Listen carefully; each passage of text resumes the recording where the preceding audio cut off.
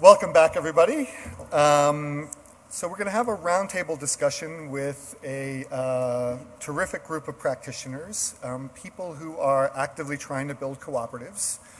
We've already heard from Callie and Matt, although we're going to have a couple of things that I want to hear from them as well. But first, we're going to hear from people who are building out the Allied Up Cooperative, which is a healthcare workers staffing cooperative that started out in California but is now being extended out to Kaiser's footprint and I believe we hope to Arizona, right? And we'll also be hearing from a cooperative building effort in New York. One thing that's interesting about these two cooperative building efforts is they're both being led by unions. So in particular, United Healthcare Workers West SEIU is leading the Allied Up Cooperative Building effort out here, and 1199 New York, now known as United Healthcare Workers East, is leading the cooperative building effort in New York. And we hope to foster a discussion amongst these very imaginative, very creative, very good organizers. They're all using somewhat different models of cooperative building, but we also think they're also doing excellent work as cooperative builders. So we hope that this will further deepen our understanding of cooperative building efforts, how they link to broader questions of working class power, the relationship between cooperatives and trade unions, and so on. So with that in mind, let me introduce our panelists. First is Milissa Ales-Barnicoat, who is CEO of Allied Up, the healthcare workers staffing cooperative in California. She will be presenting alongside Hortencia Armendariz, who is a healthcare justice director for United Healthcare Workers West, and she's also on the board of Futuro Health, which is an education fund which helps train people to be part of the Allied Up Cooperative. So you'll hear more about how various organizations in the Allied Up ecosystem work, but it takes a lot of different organizations working together. Then we have Shaywaal Amin, who's on the board of directors of the Cooperative Economics Alliance of New York City. He's also the vice president and the nursing home division for United Healthcare Workers East, 1199 SEIU. Issa is the general coordinator for Cooperative Economics Alliance of New York City, and Maria Garcia, who is the membership and programs coordinator of the Cooperative Economics Alliance of New York City. So we're going to have brief presentations from Allied Up and the Cooperative Economic Alliance of New York City, and then we'll start the conversation. Okay, does that sound good with everybody? Milissa and Hortencia, why don't you, or one of you. Oh, I'm sorry. I forgot one very important piece. We were supposed to have Sanjay Pinto here, who I believe many of you know. And Sanjay Pinto was going to give some framing for a lot of this because he's written a lot about this and he's done good organizing work around this. Sanjay is sick, so he was not able to come. But he sent us a short explainer on union cooperative stuff, which especially for people in the room who are not familiar with these kinds of efforts, we thought it would be helpful to start with that. So why don't we just start with his video, okay? Hi, I'm Sanjay Pinto. Together with Camille Kerr, I co-direct the program on unions and worker ownership at Rutgers SMLR. Through this program, we're trying to document and support the growing intersection of unions and worker ownership, and we focus specific attention on unionized worker cooperatives, or union co-ops for short. So I should start by acknowledging that the basic concept of a union co-op feels counterintuitive to some. If you have an enterprise that's owned and controlled by its workers, why do you need a union? But this connection actually has a long history. So the image that you see here depicts a gathering of the Knights of Labor, which is a union federation that was influential in the late 19th century. During that time, the Knights supported the development of hundreds of worker and producer co-ops around the country. And the idea was that co-ops could help working people to gain greater economic independence than they would have working for a boss. By the mid-20th century, that landscape had shifted pretty dramatically following the New Deal and World War II periods. A much larger share of workers became unionized, but unions were focused pretty squarely on bargaining with existing employers rather than trying to support economic alternatives. There were some unions that experimented with employee stock ownership plans starting in the 1970s, but there was little engagement with worker or producer cooperatives. So fast forward to the past decade or so, however, and we see a number of important union co-op related developments. In 2011, the Cincinnati Union Co-op Initiative, now called Co-op Cincy, was formed with support from Mondragon and the United Steelworkers, among others. In turn, it supported local co-op development in the Cincinnati area and also helped to inspire many others around the country. There's also a union co-op council that's part of the U.S. Federation of Worker Cooperatives. A few years ago, the Machinists Union supported the development of a co-op run by hundreds of lobster producers in Maine. In Chicago, a union known as the UE helped a group of workers to take over a factory abandoned by its former owners, creating the New Era Windows Cooperative. And recently in California, SEIU UHW supported the creation of Allied Up, which is a worker co-op of frontline healthcare workers. So these developments connect in important ways to some broader trends. As this graph captures, union density has been declining steadily since the 1960s, and unions are often on the defensive even in areas where they've been able to build or maintain density. Since the financial crisis and Occupy movement of the late 2010s, that trend has really interacted with heightened awareness of economic alternatives. So you see a growing number of unionists looking at co-ops as a tool for building and maintaining union power, while at the same time deepening worker voice. Co-ops can also unionize in a way that's quite independent of how they get formed. This is what happened at Cooperative Home Care Associates in the Bronx, which is the nation's biggest co-op with around 2,000 workers. CHCA was formed in 1985 and then unionized with 1199 SEIU, which is the country's biggest union, in 2003. And going back to that question of what role a union can play in a co-op, union reps have helped to surface issues that might not otherwise come to the attention of managers, which is something that's especially liable to happen in larger cooperatives. And then on the flip side, the co-op has been an important high-road employer partner for the union. Recently, it took a leading role in a campaign that won pay increases for home care workers in the public system across New York. Over the past few years, I've also had the pleasure of engaging with a co-op exploratory committee at 1199 SEIU that's looking to build on the CHCA model within the long-term care sector. Many nursing homes and home care agencies are shutting down, making staff cuts, or just becoming more difficult to bargain with over time. This is something that's become, or these trends have become more acute during the pandemic. And the committee sees co-ops as a tool for shoring up and possibly strengthening the position of the union, for deepening worker voice and input, and for keeping long-term care institutions and communities that really need them. So I also want to note an important example of how unions and worker centers can partner in supporting co-op development. Fuerza Laboral is a worker center in Rhode Island that's taken on issues like wage theft, helped to support the creation of worker co-ops as a tool for addressing the underlying challenges facing immigrant workers. They've also worked closely with the local painters union to push for better conditions in construction. And recently, the two organizations have helped to incubate a worker co-op that will serve as a specialty construction contractor. I had a chance to visit Rhode Island and learn a little bit more about this work. And last I heard, the co-op was getting pretty close to launching. So these kinds of union co-op experiments are still relatively limited in scope if we think about the kind of the broader span of the U.S. labor movement, but they are growing in number, and I think we should also understand them alongside bottom-up unionization efforts in existing companies like Amazon and Starbucks. Both are important expressions of grassroots worker power, and there may be ways over time in which they can feed off of one another. We should also understand recent union co-op developments in relation to current organizing around structural racism. The person shown here in this slide, Cedric Robinson, used the term racial capitalism to describe the deep entwinement of racism and capitalism within U.S. and global history. Most of the examples I've talked about involve workers whose labor is devalued and rendered invisible, due in part because of their race and often their gender. And co-ops can be one way of countering those dynamics, giving those workers greater control over their work and greater power in shaping their conditions. So finally, the kinds of models I've been talking about here and efforts to build them at greater scale are also significant at a time when a variety of different kinds of democratic institutions are under real threat. It it's important for people to have their voices heard through free and fair local and national elections.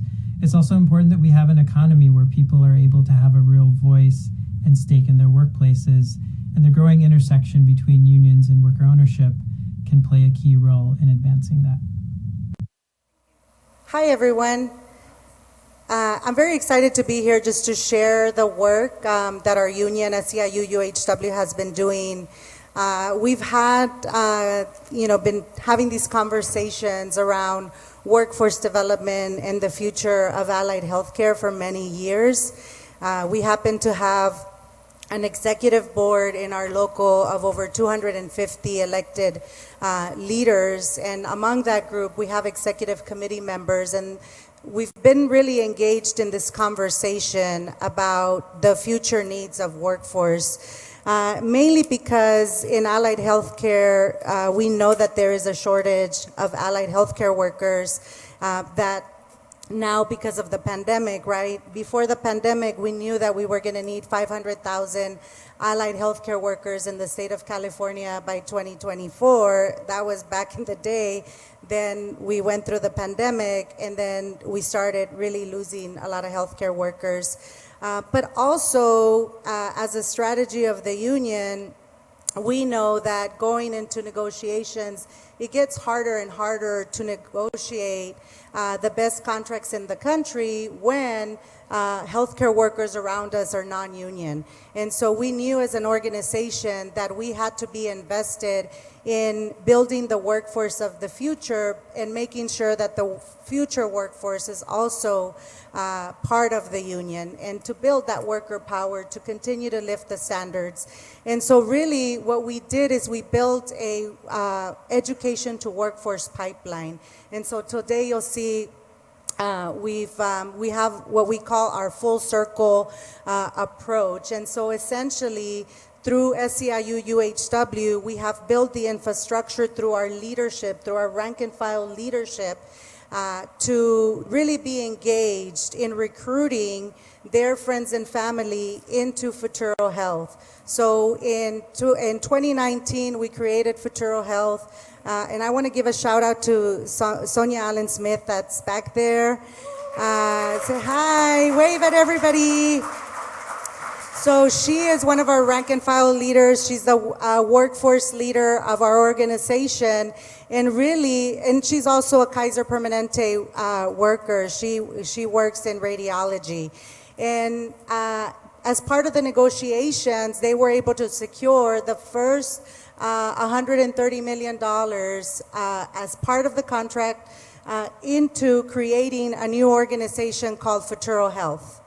And we created Futuro Health because we have an answer to the upskilling and career upskilling and new career pathways for our incumbent members, but we needed to have a solution in bringing the community into allied healthcare worker jobs. And what better way than to create an organization like Futuro Health, where the SEIU UHW members could recruit their friends and family into allied healthcare pathways.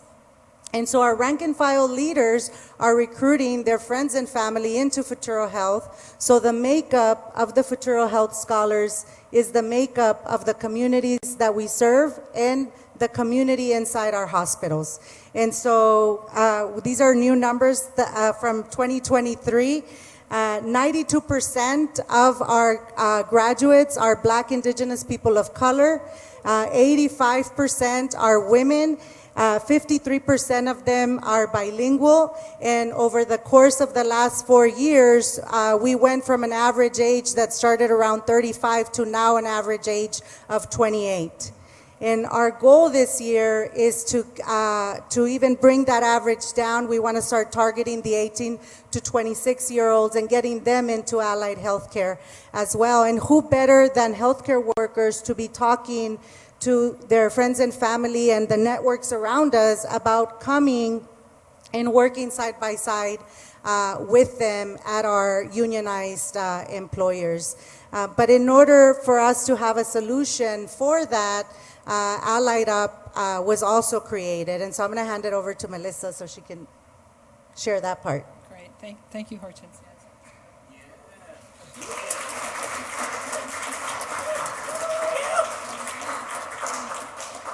Thank you all for having me here and inviting Allied up into the conversation. We're humbled to have this opportunity. How's that one? Okay, there we go. And the work that the union does is so important, being a Californian and getting folks from our communities into an opportunity to work with Allied Up. It's a passion project for everybody on the team at Allied Up. We're a union employer and we're a cooperative. Two things that make us very different in the healthcare staffing space. In California is the largest healthcare staffing market in the country. We've got, I think, 3,000 competitors in that space. We are committed to making sure that our workers have great benefits, they have great pay, that they have longevity in their job, that over time we're the employer of choice for them. We're really privileged to work with Futuro Health because that's the future. As we've gone through this pandemic, we've seen they're fleeing. The healthcare workers are burnt out. And the statistics that started in 2018, they pale now. First you have the regular retirees, so we all know the boomers are, this big cloud of people are evaporating into retirement.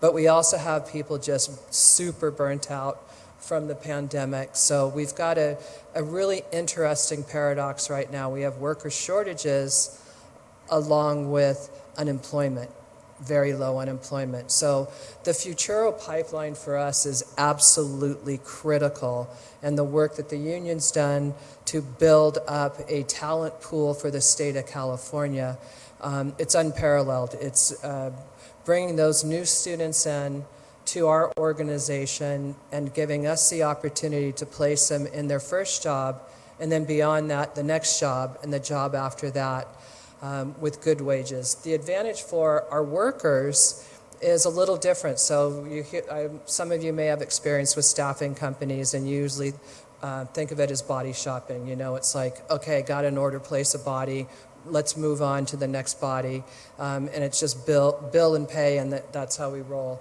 But then Allied Up, we take a completely different approach. We work with the new grads from Futuro doing career coaching. Many of these students, they're new in healthcare, they're new going into a much more professional environment. So we start with your resume. How do you create a resume that can get past AI to get into a system to get somebody to talk to you? Once they talk to you, how do you interview? How do you present yourself? How do you translate if you were a light industrial worker and you had experience, or you were a customer service rep and now you're coming into an interview for a job? How do you translate those skills to sell yourself into that job? So not only do we do placement, we put a lot of focus on teaching people how to place themselves, giving them a career advantage, not just for today, but into the future. And our commitment to these graduates is to help them find the job, whether they're through Allied Up in a temporary job or in a direct hire or in a what we call temp to direct hire kind of roles. But we also are working with employers throughout the state of California for an accelerator program. One of the areas that we've found to be a hurdle for the new grads is the needs experience gap. Many of the big employers are like, fine, good, you've had people, I want to talk to them 2 years from now. So Allied Up has launched an accelerator program, which is, in a professional setting, many times your executives, your managers get into a situation where they have coaching, right? They get a mentor, they have somebody that says, hey, here's how you have a tough conversation. Here's from you're trying to do something, your manager comes at you, how do you accept that feedback? Then for our allied healthcare workers, we find when they get their first job, how do you balance life and work? How do you get to work on time every day? How do you find health care? How do you balance all the things? And so our accelerator program, we've gone to employers to say, they have the hard skills. We're talking allied healthcare workers, LVNs, medical assistants, phlebotomists, where they have great hard skills, what they need are the soft skills, and they need that coaching and mentorship. So we have a 90-day program where we have plain talk training videos around, there's 7 different aspects to that. We work with their managers, and in a healthcare setting, managers are busy. They're understaffed, they're overworked, they don't have time to handhold and give feedback to their folks, but we do. So through our accelerator program, we're holding hands with those graduates in the first 90 days. We're holding hands a little bit with their management to give them feedback on how to make these folks successful. So it's our mission to not only get the grads in the door, but get them into that first 90 days on a job, get them experience, and get them either working through us, through different gigs, if that's where their life is taking them, or ultimately to land in a direct hire role, good wages. We also work with grads in the world of graduates. Many of the Futuro Health grads get a job through their externship. You know, that school, typical school, they take somebody, they place them into, Dr. Smith's office, they get a job with Dr. Smith. We track them too. So they get the job with Dr. Smith, I know what the wage is, and I keep an eye on them. So our team, it's not just a one and done with any of the folks within our ecosystem. It's really about the long-term working with them. If the job is not at a living wage, sometimes that's okay, because that's the job to get you the experience. But 6 months from now, I want to be in touch with all of those grads to say, hey, I found a better job in your area. Let's talk about it. Let's talk about how you interview. Let's get you moving. So Allied Up's vision is really to be that employer of choice in allied healthcare. The co-op, to me, is really important because that ties them to us. Our board this year, I'm proud to say we have our worker members are the majority of our board. So we have that voice coming back into our organization of, this is what we need. I think you touched on it earlier today. There is a management sometimes can be like, this is the way we need to do it, here's where we're going.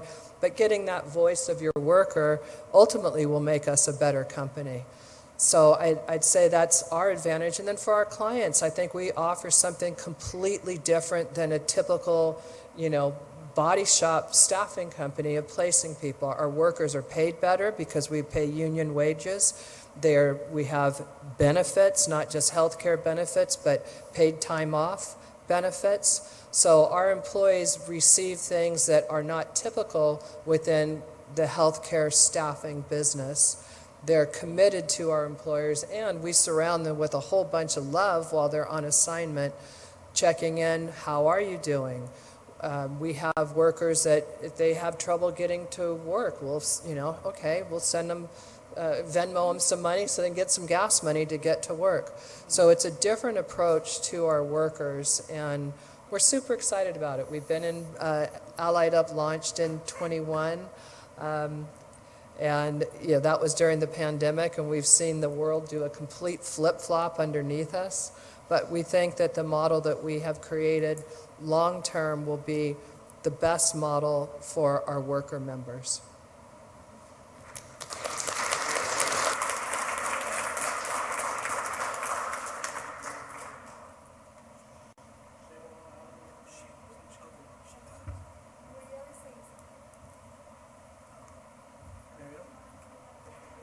Oh, we have a video. Oh. So, sorry about that. My son is less than a year old. Yes. If I can just give a little bit of context. So we wanted to show you just the scope of the work that we do. The recruiting machine that we've built, just to give you a little bit of an idea, between the start of the year and now, we've already recruited 600 applicants into Futuro Health. And that is rank and file union leadership doing the recruitment. And then when folks then get into Futuro Health, they go through a human touch healthcare program that was the vision of our union leaders, where they thought healthcare workers are missing soft skills, cultural competency, and we need to build a specific program that every Futuro Health Scholar goes through before they start the Gateway program. And so then when they're done with their Gateway program, they get certified. By then, they already started the Allied Up career coaching, and then Allied Up is helping them with job placement. And Allied Up has been doing a lot of work to do direct placement of Futuro Health grads also into our union, already our unionized shops, like Kaiser Permanente and Dignity, Common Spirit. So the video here just shows you a few stories of these folks who were non-union before. And then in the course of 9 to 12 months, they're now union. So that's what this is about. And I got laid off. I had been in customer service for, again, over 10 years, and I just didn't feel fulfilled. I wanted to have a career, like not just a job. I wanted to focus on myself, getting a career, and starting my life again, basically. I couldn't go on vacation regularly. I couldn't save for a car. How was I going to save for a car? I could barely make it to work on the wage that I had. I'm like, what I'm going to do? I got to provide for my family. I actually went into the dental field as a sterilization tech. That was not the place for me. So when this Futuro came along, this opportunity Futuro came along, I hopped on board. I heard about the Futuro Health Program through my mom, who also works at Kaiser. I'm not going to lie, the first reaction was obviously like, okay, what's the catch? What do I have to do? What kidney do I have to sell? A tuition-free program is like, get out of here, like, you know? Because there's no way that I'm going to be able to secure this certification and get into a new career without having to pay through the nose for it. Minimum out-of-pocket expenses, that really helped me out.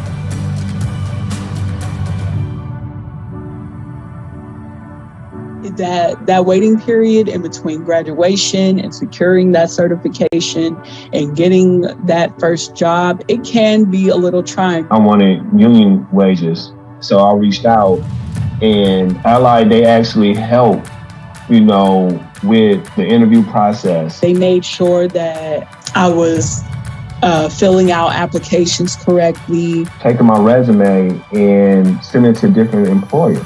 They just put forth so much effort to make sure that I was successful in my job search.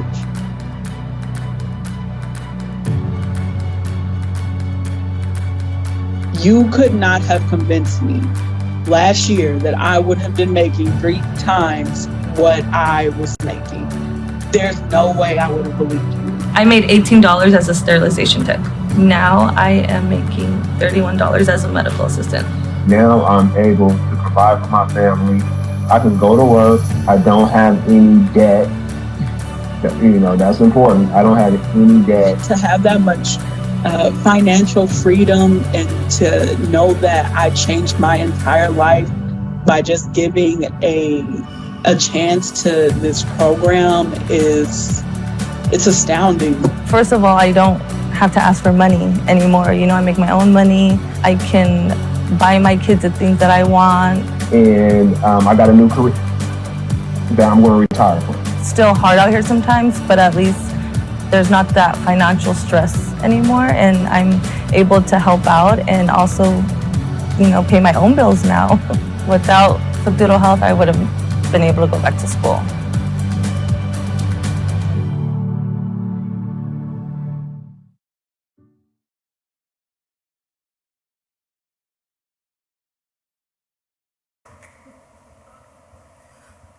I want to say that we got to do that again. I think that's why I'm here.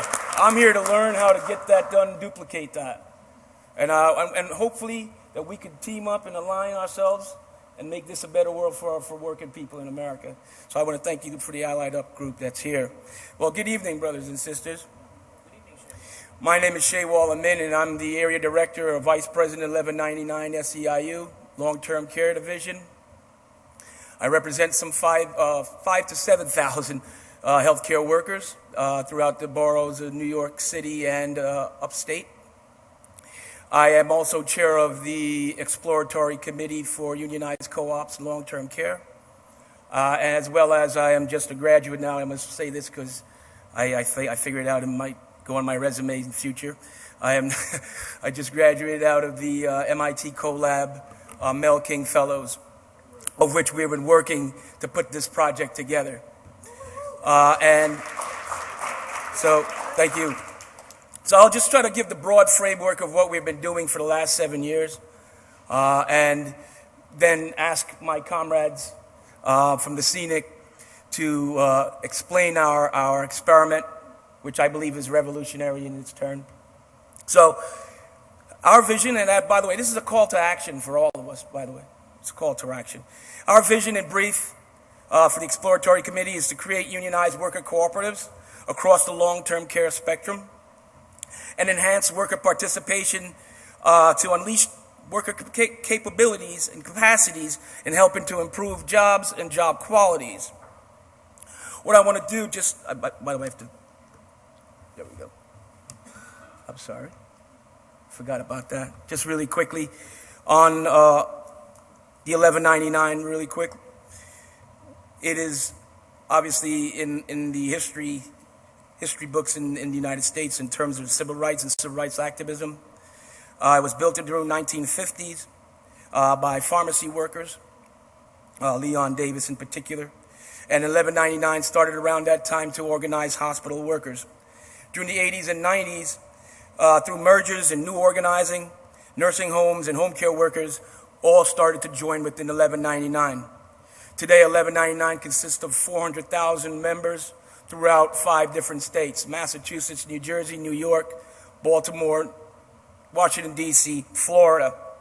I will also say that in 1199, in my area, long-term care, 90% of the workers are women, are immigrants, and are poor, and are actually mostly, at this point, the workers that we want to enhance their voice in this movement.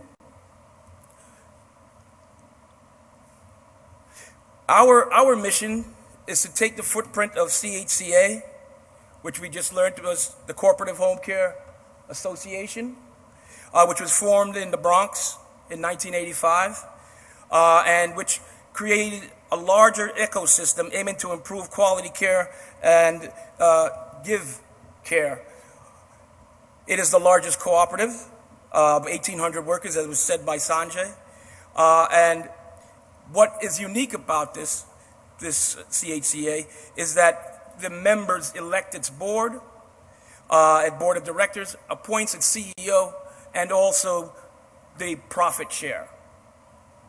We want to use that now in the nursing homes across New York, and so that's our goal, is to sort of duplicate this throughout the industry in long-term care.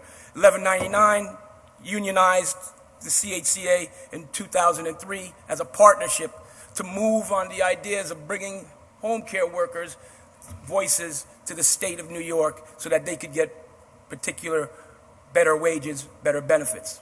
By the way, CHCA also enjoys the National Benefit Fund, Pension Fund, which is actually one of few other home care agencies that have the National Benefit Fund, which is the health care coverage, and the pension fund of 1199 itself.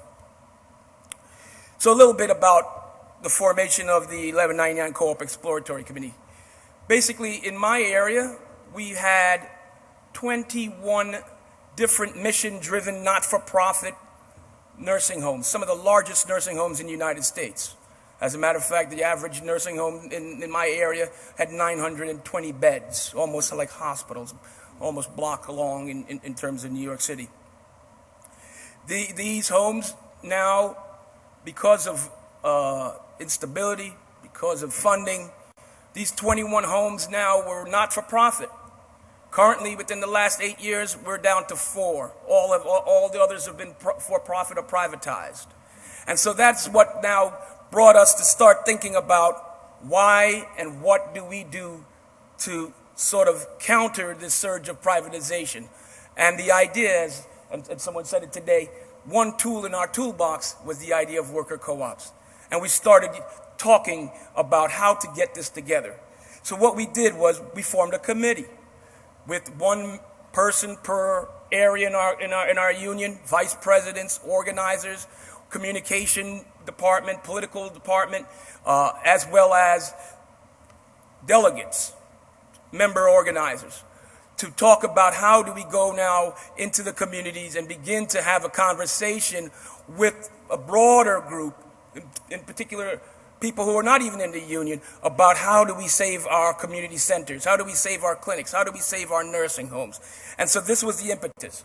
Our EVP at that time, Yvonne Armstrong, went to Mondragon, which is the actual largest city, I believe, of networks of co-ops, and came back with the idea. Me personally, from working at the LRA, Labor Research Association, back in the 80s and early 90s, met with co-op builders, actually, quite frankly, from Montreal, Canada, who were talking about building an ecosystem in Montreal and have gained much in terms of the political landscape in Montreal, as well as to get more for workers there as well.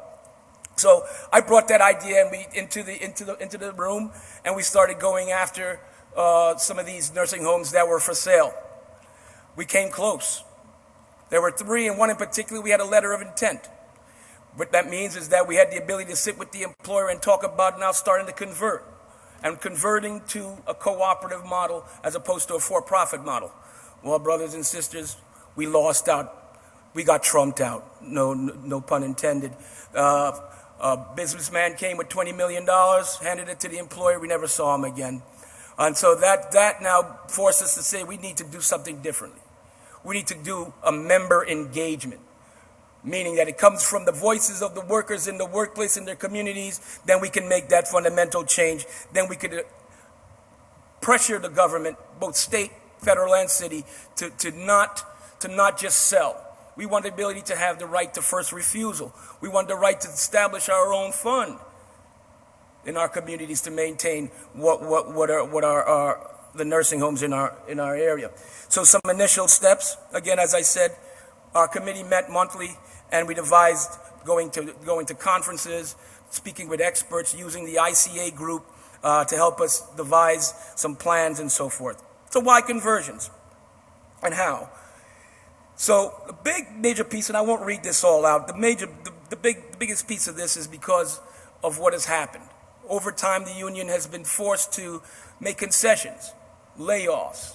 As a matter of fact, take no wage increases. Right, the employers now have come up with the ideas of using agency workers to circumvent our contract. So this way, our bargaining units were being eroded. So we had to figure out so that why convert? Conversion would be able to create and maintain quality jobs. And I won't say no more because I know we have the interest of time. So our current areas of work are in 4 particular sections, and you'll hear more from one of them here with the scenic group.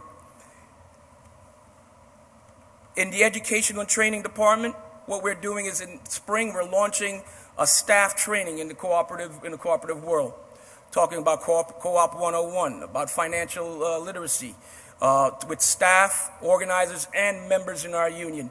We're working with CUNY SLU, City College of New York, to begin this program. Our business and infrastructure development, we have also now been doing, speaking to benevolent employers about sale plans. How are you gonna sell? Sell to us. So make sure you have the workers in mind. That exploring.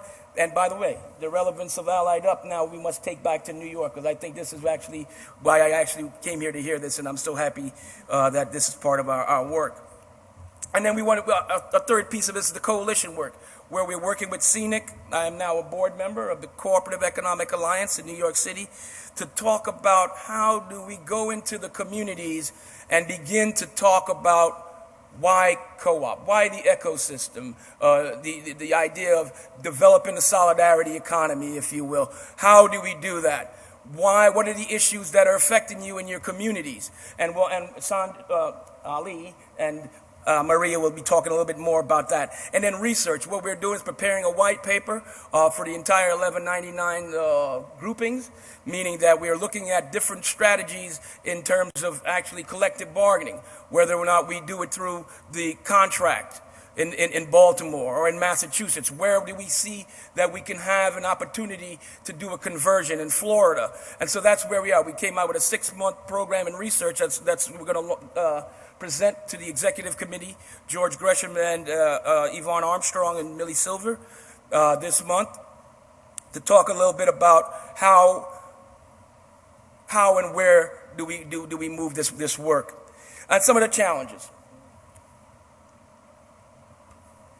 I won't read it all, but as you see, it's overcoming the regulatory hurdles. And as you know, I'm sure in Allied Up, you have challenges in terms of the policies and the regulation the government puts on us. And then there are no, outside of CHCA, in nursing homes, there are no co-ops. And so we are doing something new. We are moving into an area where that has not been in terms of having that conversation with our members been done before. And shifting the narrative, how can cooperatives and worker ownership help to address some of the core challenges that the union confronts, such as staffing, which I think that issue that was just raised, such as the issue of the agencies, that how the employer is using to erode our union. And what I want to do is to just invite Ali, Marie, you ready? Yes. To sort of... We were just making sure that we have the clicker for the... Actually, it's right here. So I just want to say that's a call to action.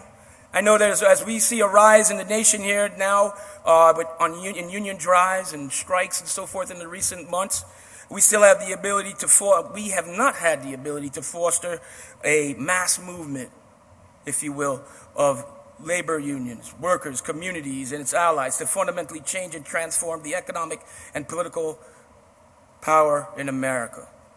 Wole Aksum, an entrepreneur and social activist, said it best. Social justice without economic justice is like one hand clapping in the fight for change. And so unions like 1199 and the Teamsters and the UAW need to come together to move in the presence and make these co-op idea, unionized co-ops, relevant and a priority. It's a call to action. And I would argue that we must address the issues affecting all working class. We must challenge the current economic structures and political challenges that have become our status quo. We must go beyond collective bargaining and the shop floor issues by going to our communities where our members live. We must address housing, food, immigration, and healthcare. We must begin to create avenues for more inclusion in decision-making and profit-sharing and building self-sustaining communities and everlasting relationships amongst us as workers. In that, I bring it to my Thank you. laptop. Thank you, Shaywaal. Thank you. Hello, everybody. I am Maria Garcia, and I'm the Membership and Programs Coordinator of the Cooperative Economics Alliance of New York City. And we're very happy to be here with like-minded people of the solidarity economy movement in the United States. So let's give it up for you all that do so much work for this movement of the solidarity economy.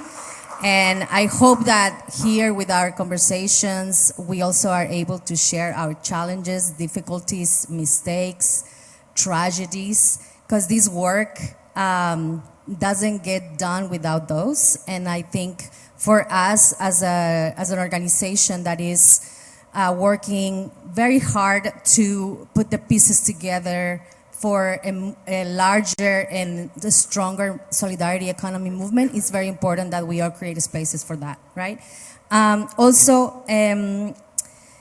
Yeah, we have done some work, right? But we still have a lot to do. And we are here to map out a little bit of, to have an idea of what our initiative with 1199 will look like, and we would like your comments and questions. And during today, I also felt like I really appreciated the land acknowledgement.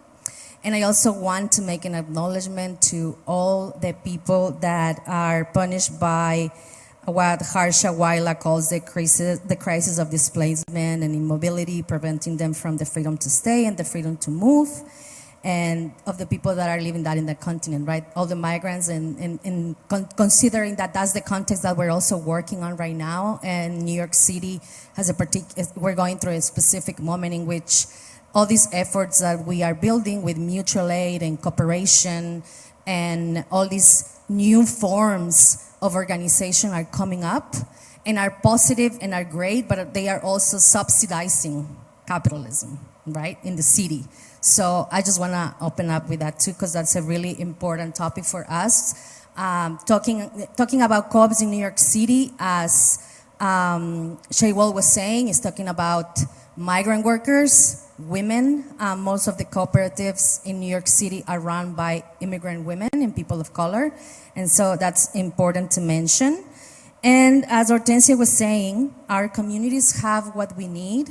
And I think that in the context of what we're working, we see that, right? You said a workforce that is bilingual, that is very dedicated to build their careers, that had these dreams of becoming something in their communities, helping, supporting, so that's there. And what are the infrastructures that we're building for that? So the Cooperative Economics Alliance, we're working on that.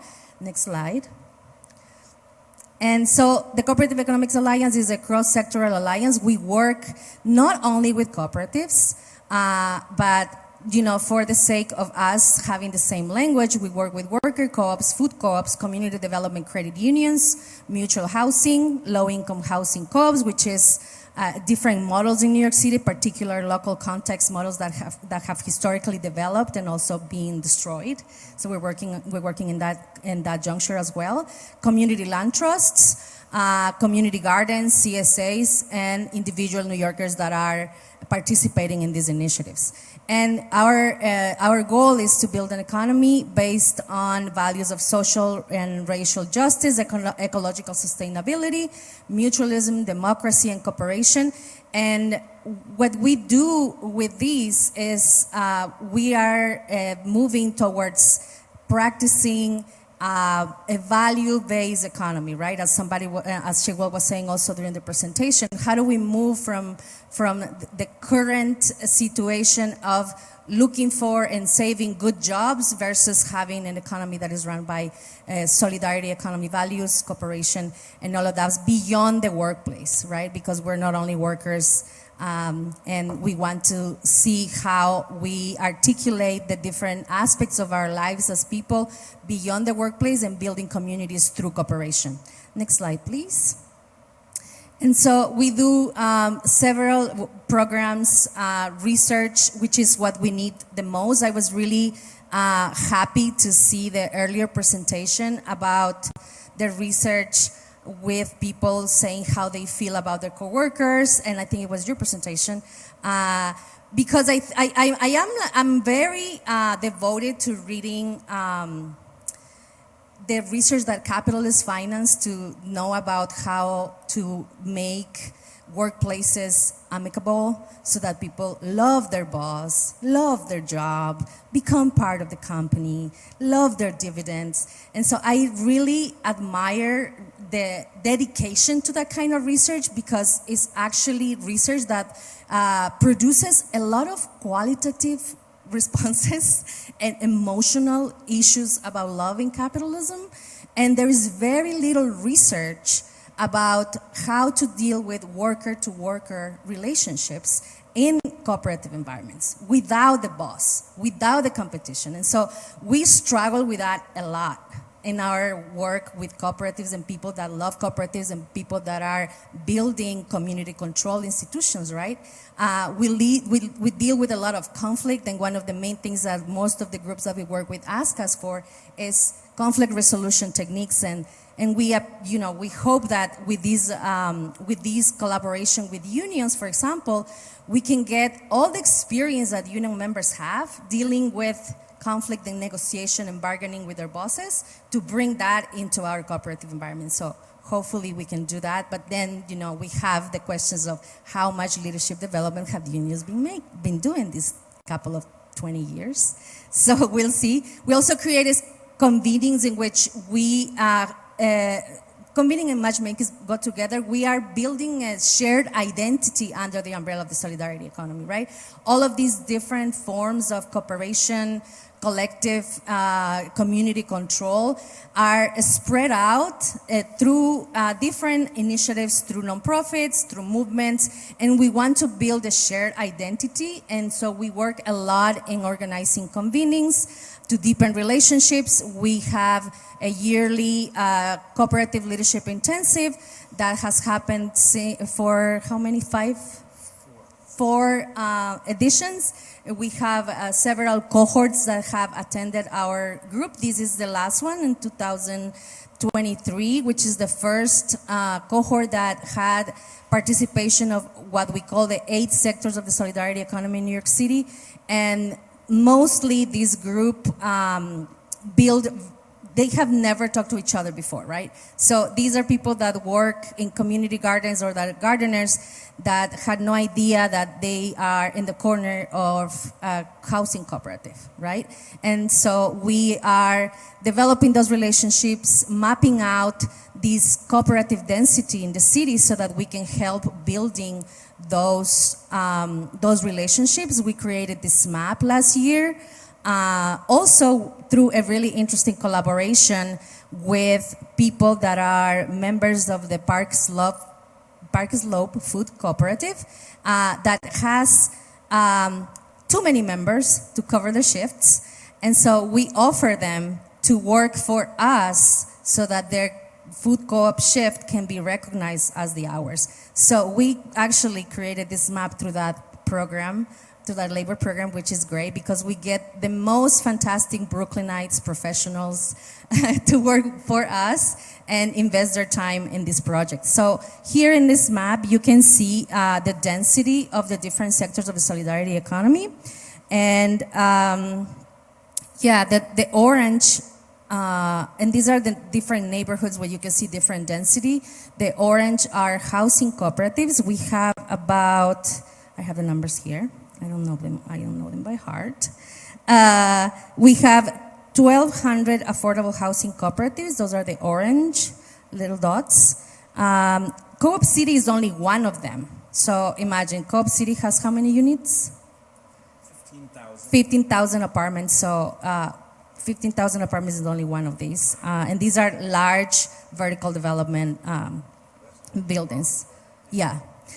We have 508 community gardens, 66 workers cooperative, which is a number we question, but that's what we have right now.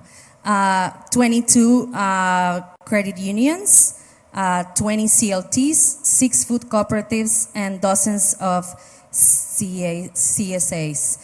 And so basically what we are showing today is how we are matching these cooperative density that exists. We are mapping out that density with union density in Co-op City, and we hope that that allows us to build and connect the values that union members have with cooperatives and rebuild those connections. And also, since our initiative for economic justice includes people having good jobs, good salaries, we also want them to give back to the community. And so re-engaging with that idea of how much community control we can have over all the things that we want, that we need to live. So yeah, go ahead. All right. This is Ali. Thank you, Maria. Hello. Yeah. I'm Ali Issa. Thank you, Maria and Shaywaal, Milissa and Hortencia. Honored to be here, of course. My name is Ali Issa. Again, I'm the general coordinator of the Cooperative Economics Alliance of New York City. And I'll be brief so we can get a dialogue going, and it's been a lot of talking today. I'm sure people want to get, some socializing on. But I just want to focus in on, finally, this collaboration that we started talking about 6 months ago, and it's moving at a great pace, and then we'll get together if that's okay time-wise. But first, I just want to do a little exercise too. Like if I said co-op and you said union, could that be a little back and forth? Like if I say co-op, or what if I said union? Maybe then you say co-op, and I say union, union. All right, that was all right. We'll work on it. Yeah. All right, cool. So just flying through the slides here, we're gonna talk about these broader concepts. We'll kind of skip them. We could refer back to them. This idea of value chains is very important. This is from that leadership intensive did a little bit of smashing a capitalist piñata. That's affordable housing shareholder in the Bronx. She is awesome. But it's hard to hit a piñata, y'all. I mean, that's Maria very much brought that to my attention. But so what are some concrete examples? So we talked about that density. We did a little bit of a walking tour. Now this is a year and a half ago. You see East and Central Harlem here have a strong concentration of all these different sectors. So how could they be working together? How could they be supporting each other? And what does it mean that they're concentrated here? And this goes back to the question of redlining, historic divestment, right? This orange means that a bunch of those places were abandoned and taken over by their former tenants, and now they own those buildings in a form called HDFCs. You got community gardens, you got solar over there, which is a newer area right down there in the Carver houses. That's actually NYCHA public housing. But this is an example. So another example real quick, you've got the Bronx. These sectors are interacting between community support agriculture, between gardens, between housing and credit unions. But our focus is what? What is this, Shaywaal?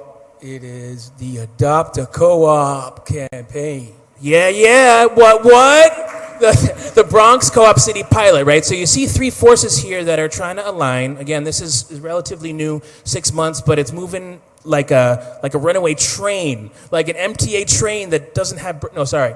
But we don't want that image. So we got Cooperative Home Care Associates, which we heard a lot about, right? It's the largest by number of worker co-ops in the country. About 1,600 worker owners and worker members at this point in the Central Bronx. We got, of course, the historic Union 1199 that Shaywaal spoke of. And down there we have a little map of what's known as Co-op City. So this is the largest housing cooperative in the country, possibly the world, that's debatable, that has more than 15,000 apartments, more than 50,000 people live there. And it's one of these forms which is shared equity housing co-op, it's called. It's technical. It just means basically that it's designed to be out of the speculative market, right, which is the vast majority of real estate in New York and in the country. So what is this alliance going to look like? So this is a little bit of inside baseball. It's like our little plan. You're getting a sneak peek. You know, this is usually internal only, but y'all are getting in on this, so please do not spread it around. Do not share this with our opponents. Do not tell our enemies. This was how we envisioned the pilot, right, and it's important to call it a pilot because the replicative aspect is one of the most powerful, as Shaywaal mentioned. So get people together. We're doing it.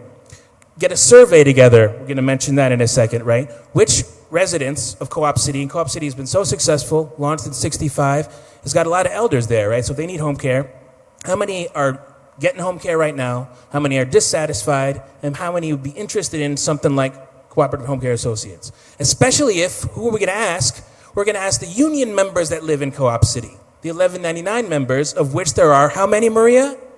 I don't know. Thank you for making me seem intelligent. 2,700 plus, right? So there's probably much more union members, but beginning with that data, and that's what one of the kind of solidarity exchanges, that they got 5 data people, right, at the union that were very generous to share that with us. So we sent out this email survey. We're going to text message them next week to ask these kind of questions. Evaluate, get them to flip, have a particular goal of how many we can. I think we put 250 out as a goal, but I kind of feel like we could go further. And then replicate. So we did this at Co-op City. What about another big housing co-op in the Bronx called Amalgamated? Do that again. What about 32BJ or CWA? Try there. Then maybe the other deeper level is to then ask those same people, what about their food needs? What about their credit union banking needs? What about their internet needs? That's a new sector. We're looking into a community-owned internet called Mesh, which has grown in popularity. I use it myself. It's excellent.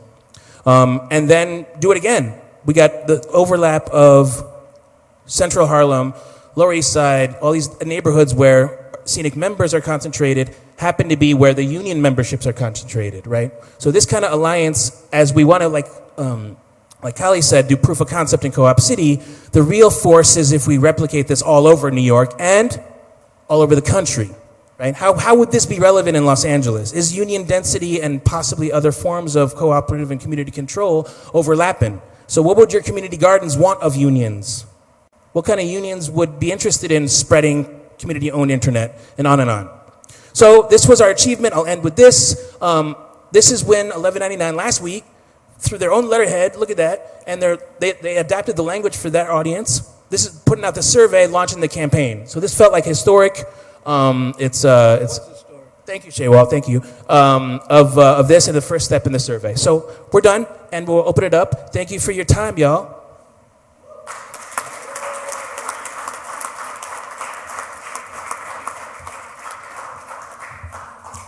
So do you all know who Rick Serpin is? Yeah. He's the founder of CHCA. Yeah, I used to hang out with Rick Serpin in the Bronx back when I was young, and it was basically the only cooperative around. But it's really delightful as I've aged to see all of these fantastic cooperative building efforts. We don't have a lot of time, but I'm glad that we got to hear a lot of this, but I hope the conversation continues. But I have a I want to invite Matt Meyer and Kali Akuno. So we heard from you earlier. You've heard about two different cooperative building efforts, one of which I think looks a little bit more like what you're trying to do in Jackson, and another which is really trying to find a market niche for a cooperative in an otherwise very capitalist space, so staffing agencies. And I'm fascinated at the idea that Milissa is dealing with the challenge of competing with 3,000 staffing agencies in California, paying her workers union wages, or worker members union wages, and still getting contracts.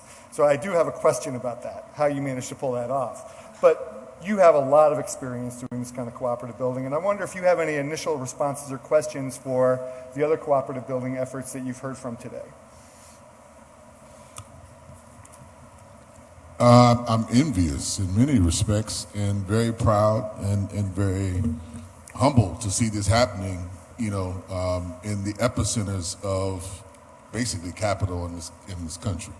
Yeah. You know, New York and California. So, I mean, quite frankly, like what we do has strategic importance for a lot of different reasons in Mississippi, but the impact of something like this happening in the Bay Area or Los Angeles, you know, Sacramento, New York, that resonates, you know, far wider and more impactful.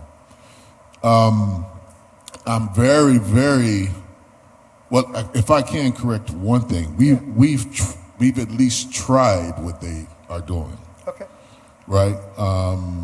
And there's still an undercurrent of trying to be able to match kind of skilled workers with various projects and under certain terms. So where we've had the most kind of ongoing success is with construction workers in Jackson. So, you know, we are doing a lot of construction. We tried to start a construction co-op and it didn't exactly work. Reason being, at best in our area, you know, on average you can make about 25, 30, but after Hurricane Harvey hit Houston, most of our, you know, labor is going there now because they can make 50, 55 and people just making some concrete economic choices. But we still have an element of that, but it's seasonal, right? So when folks kind of come back and we can kind of extract some labor from them. The piece in New York City, I've been hearing little, you know, signs of it. You know, the co-op world is still not as big as it should be, but you know, there's a piece that we have been pushing for which our scale, I know for some of the folks who've read some of the notes or hear some of the talks, me and Saki, Brandon and some others of Guild, we call it the build and fight formula. I was so happy to read that because it's like seeing ideas put to practice on a scale far larger than we could do. So I'm going to start bragging about y'all about, you know, that there's some efforts to scale which are already happening in the concrete world, right? And for us, we've kind of, that formula is an outline of what we call, there's as of this stage, there's the practices of positioning, stealing from Gramsci, the practices of positioning, and then the strategies of maneuver. And at this stage is primarily the different practices of positioning, of trying to combine, in our framework, what we're trying to get folks to do and make an argument for is mutual aid, and not just in the sense of providing kind of goods and services to each other, but to deal with the larger systemic issue of how do we determine the kind of the concrete need and then be able to take local production to be able to meet that need. So one of the speakers talked about that earlier, about kind of localizing or regionalizing, creating kind of bioregions. So that's a particular piece. With that, we're seeing oftentimes some of the limitation of mutual aid work is that it doesn't produce the things that are distributed. So we have to then focus on the elements of doing that. Food sovereignty is a critical piece that we think that should be paired with that. And then we call it, worker self-organization. Not cooperative, if you see our thing, as worker self-organization, because that takes many forms and should in different contexts. And then we try to pair that with what we call community production, taking some of the more elements of digital fabrication and those techniques and designs, localizing and putting under direct democratic and local control so that we can start producing based more upon need. And then the final piece is marrying the kind of the People's Assembly perspective with actual planning units. And that is the scale that Jackson, we're not even close at, except for our internal thing. Y'all are, far and away closer there. And the fact that this is happening, I'm mentioning that, but you guys are doing it organically because we haven't talked at that level. But to see it play out, I'm even more convinced now and got little goosebumps that we're on the right damn road and seeing the world similar, and that's a power unto itself. Thanks, Scott. So I'm going to make also a comment, and I'm going to first ask for forgiveness from the South and the West Coast. He's from LA. Because I am a New Yorker, as we noticed previously. And I come from a tradition of New York organizers. My father and my grandmother were both union organizers in one way or another in different incarnations. And I grew up an organizer, though not always not for most of the time a union organizer. But of course, you can't live in New York and be a progressive person and not know about 1199 SEIU. You can't. That's just reality. And I have to say, I'm not sure, Kali. I'm not sure about the scale issue.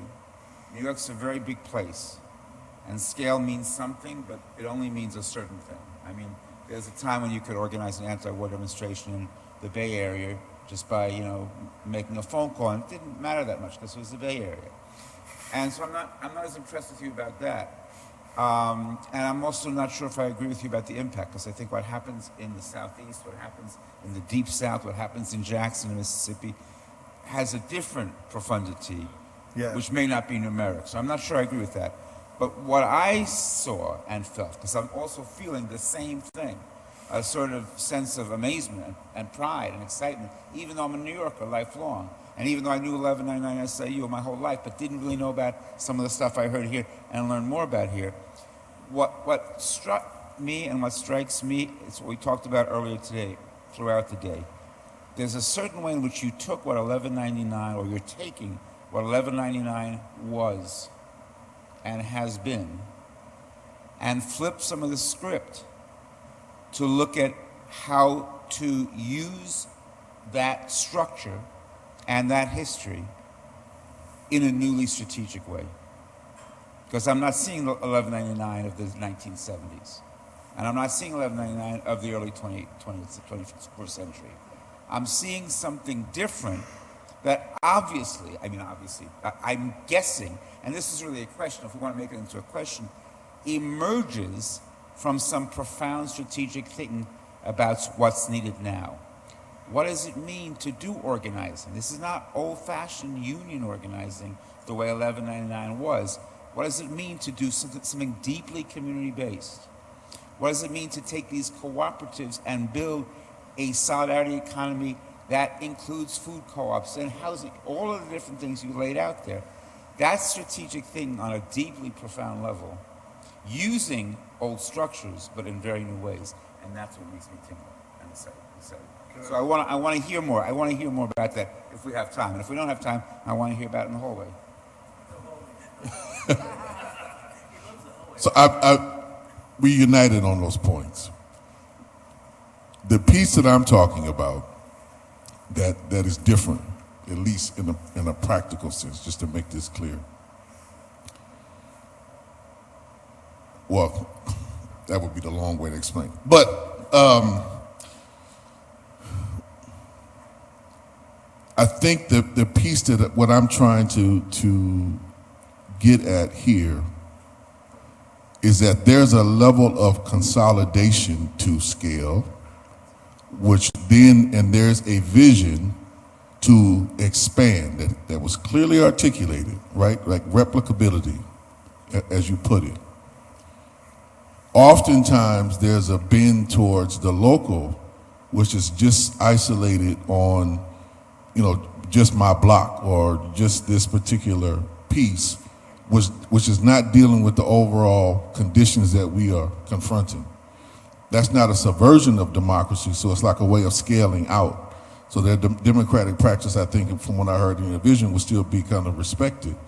But there's a way that I heard of a kind of an integration, right? Which is not necessarily first and foremost about numbers, as it is about the ability to combine a number of different things. Because one of the major arguments, this is my argument, it's not a Cooperation Jackson argument like yet. We're debating it internally. But one of the main things that I argue, and I'm trying to get the left to argue about itself with, we have this deficit kind of orientation because we don't look at the whole of it's sometimes impossible, but on that map, all the mutual aid, all the food sovereignty work, all the food co-ops, all the worker co-ops, all the housing co-ops. The problem is they're not networked with each other and dialoguing with each other and planning with each other, right? But we have far more than what we actually believe, and the number of people who are actually engaged in solidarity economy work in one form or another is far more than we actually imagine. But we're in silos. They're breaking the silo. So I'm actually going to have to call the conversation short here for a very basic reason, which is we have a limited time to go see the Twin Flames exhibit. And Janelle Austin, the co-founder of George Floyd Global Memorial, flew all the way down from Minneapolis to show you the exhibit that comes from the George Floyd Memorial in Minneapolis. And it would be a shame if we missed the opportunity to hear from this with her. We will have other opportunities to talk. I really hope that all of you keep talking with each other. And please, everybody, thank our panelists for joining us today.